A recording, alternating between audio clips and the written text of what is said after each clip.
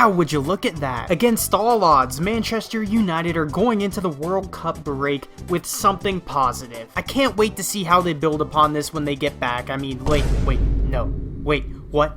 What is this? Stop! No! As I'm sure all of you have heard by now, Ronaldo did an interview with one of the most respected journalists in the universe. A champion of truth and dignity. The one man that we can all look to for clarity in these trying times. Piers Morgan? Anyways, the full interview is still yet to come out. It drops in a couple days. But some clips have been released in order to promote the interview. And, well, Ronaldo has decided to go scorched earth on his own club. They're trying to force you out. Yes, not only the coach, but the other 2 or 3 guys there around the club. They bring sport directive Ralph Rangnick, which is something that nobody understands.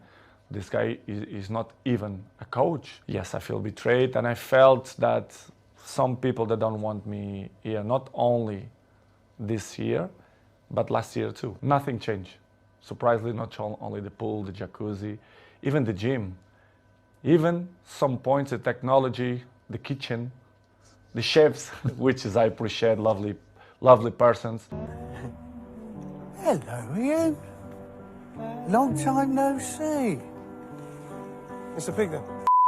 Ronaldo went from captaining the club last week to doing the football equivalent of drafting a declaration of war. Now, as someone who has been following the downfall of Manchester United pretty closely, not out of love for the club, but purely as a form of entertainment, I gotta say, Ronaldo is right about a lot of the things that he's saying. The quotes about nothing at the club changing is a pretty accurate indictment of the failure of the Glazers as owners. And further, his criticism of the decision to bring in Rangnick is pretty valid. They brought a guy in to be a coach for 5 months, who was then gonna be an advisor for 3 years, and then didn't even take him up in that advisory role. They essentially wasted half a season. These things that he cites absolutely show how the United owners have grossly mismanaged the club. However, Ronaldo seems to be taking the conspiracy theorist approach here, where he says something obviously true that anyone would agree with, and then follows it up with absolute nonsense. Ronaldo goes on to bizarrely critique Wayne Rooney's figure in a line that reads a lot like a post-Bender Donald Trump quote, and he said that the current manager, Erik ten Hag, has disrespected him.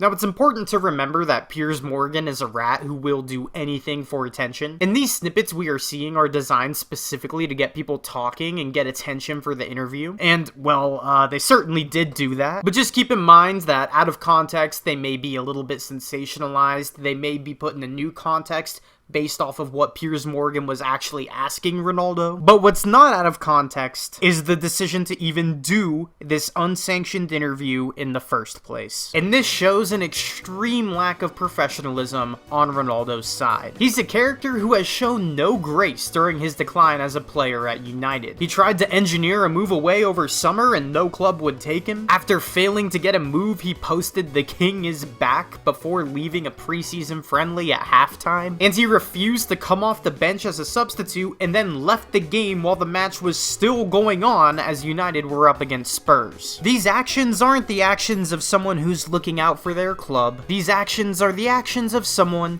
who's looking out for themselves. And even though there's tons of United fans out there saying that the only reason Ronaldo did this interview is to help United, I think it's pretty clear that that's not really the case here. See, the thing is, we all know that United as a club is managed poorly. Hell, Ronaldo knew that when he made the decision to come back. So there's no sense in him acting surprised about this or treating it like it's some sort of revelation. And it feels like he kind of taps into a lot of the resentment that United fans have for the owners in a way to make his critiques of the current manager more justifiable. And knowing that, you begin to realize that this interview isn't about criticism and fixing the problems at United. It's about Ronaldo covering for his own antics and doing PR. Even his choice in journalists points to this. I mean, he picks Piers Morgan, who worships Ronaldo and has vocally sucked up to him and defended him, probably angling for this exact kind of interview. Sorry, so, do you know what? That's pretty good Tracker, mate, not mine. No. I'm being...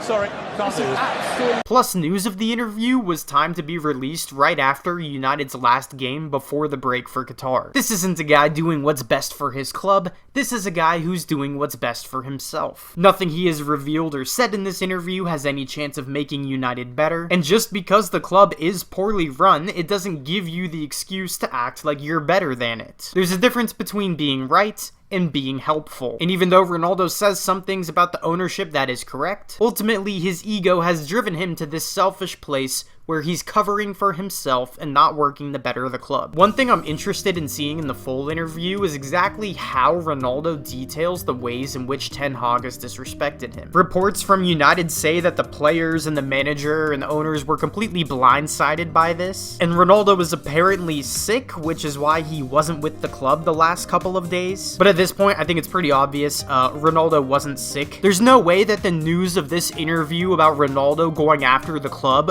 would have gotten dropped if Ronaldo was traveling with the team at Fulham. So it's clear Ronaldo distanced himself from the team, so he wouldn't be around when news of this interview got out. Which again just further points to the fact that this guy is not doing any of this for the benefit of United. Ronaldo could have easily come off the bench and been an impact at Fulham with the score tied 1-1, but he wasn't there. But less than 24 hours later, this guy is the first person available for training with Portugal. Jeannie? Is that you? Jeannie? I can't see that far. Jeannie? Jeannie, I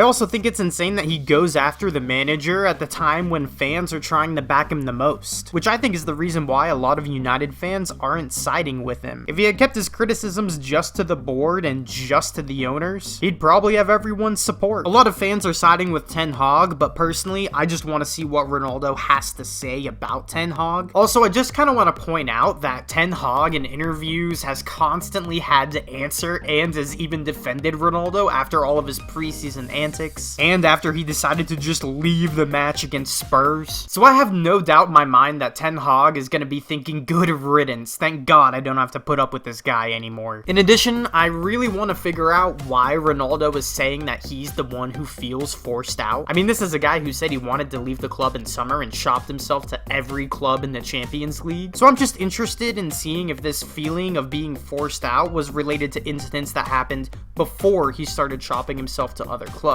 But what I don't think will change about how I view all of this is it all at the end of the day coming down to his ego. And you can tell that that's what a lot of this is about, especially because of the Wayne Rooney stuff. Based on what we've seen so far, this interview is just more about Ronaldo than it is United. But again, I do have to reiterate, because I am getting caught up in the hype a little bit, we're still waiting on the full thing to come out in a couple of days. Who knows, guys? Maybe at the end of the day, Ronaldo is just trying to get out of the club before they make him meet I Show Speed. In any case, I'm interested to see what the rest of this interview is going to hold. I think Ronaldo giving this piece to Piers Morgan so that he can string it along and make it a whole drama kind of shows that he's not really too concerned with what's right for the club. But you've got to admit, Piers has done a pretty good job at marketing this thing, and I'm definitely gonna end up watching the whole interview. Anyways, thank you guys for watching the video today. If you agree with me, if you disagree with me, let me know in the comments section below. Especially if you're a United fan, I'm really interested in seeing what your thoughts on all of this are. Oh, and also, subscribe to the channel. I've got a bunch of World Cup content coming soon, so if you like this video, then subscribe. That way you don't miss out on that. I hope you guys have a good rest of your day today, and peace out, guys. Take it easy.